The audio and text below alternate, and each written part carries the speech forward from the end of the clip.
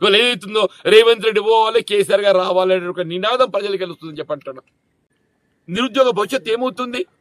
మొదటి సంవత్సరం 2 లక్షల ఉద్యోగాలు అన్నారు, రెండో సంవత్సరం 1 లక్ష ఉద్యోగాలు అన్నారు, 3 లక్షలు పోయింది. వాళ్ళు అధికారికంగా ఏం చెప్తున్నారు? 60,000 అని చెప్పంటున్నారు. అసలు ఇచ్చింది ఎన్ని? 17,000. ఎక్కడికి వెళ్ళి ఎక్కడ పోతున్నామని చెప్పంటున్నాను నేను. వీళ్ళ కాంట్రాక్ట్ అవుట్ సోర్సింగ్ ఉద్యోగస్తులు ఏదైతుందో వాడు ఉద్యోగం ఉంటుందో ఉడుతుందో తెలియని పరిస్థితి ఏర్పడదని చెప్పంటున్నాను నేను. వీళ్ళ ప్రజలు ఏదైతుందో ఆనాడు 23 అంటే 10 సంవత్సరాలు పట్టిందా మార్పు కోరడానికి. ఇవాళ 2.5 సంవత్సరాలుగా మార్పు కోరుతుండ్రు.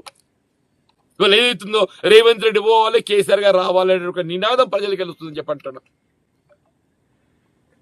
రేవంత్ రెడ్డి గారు పోవాలి, కాంగ్రెస్ పార్టీ మార్పు కావాలి, కేసీఆర్ గారు రావాలి, బీఆర్ఎస్ పార్టీ రావాలని చెప్పని ప్రజలకి వెళ్ళి నినాదం వస్తుందని చెప్పి అంటున్నాను నేను.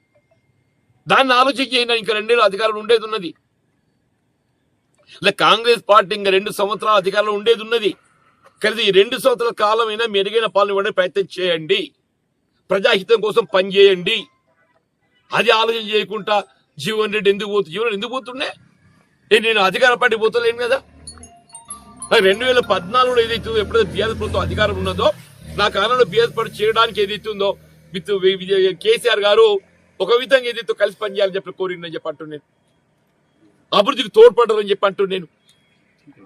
ఇవాళ శాసన మండలి 2019లో మొత్తం శాసన మండలి ఏకైక సభ్యున్నాయి. నేనే నాయకుడిని, నేనే సభ్యుడిని. నాకు ఈ పక్క వెళ్ళారు, ఆ పక్క వెళ్ళారు. ఒంటరి పోరాటం చేశాను అంటే ఒంటరి పోరాటం చేసిన.